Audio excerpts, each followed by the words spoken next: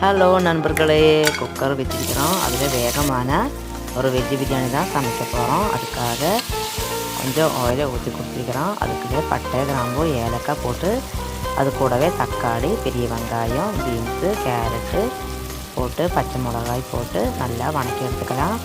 கூடவே கொஞ்சம் இஞ்சி பூண்டு பேஸ்ட்டு கூடி சேர்த்துக்கலாம். அது கூடவே மஞ்சள் தூள், மிளகாத்தூள், பட்டை கிராம்புத்தூள், பச்சை பட்டாணி, தேவையான அளவுக்கு உப்பு சேர்த்து ஒரு கிளாஸ் அரிசிக்கு 1.5 கிளாஸ் தண்ணி என்ற ரீதிக்கு ஊற்றி நல்லா கலரி விட்டுக்கலாம். ஒரு நாரங்காய் பூடி புளிஞ்சு 3 விசில் விட்டு எடுத்துக்கலாம். அப்போது சூப்பரான டேஸ்டியான குக்கர் வெஜ் பிரியாணி ரெடியாக இருக்குது. அப்போது இது மாதிரியே எல்லோரும் ட்ரை செய்து பாருங்கள். அப்போது அடுத்த வீடியோவில் பார்ப்போம்.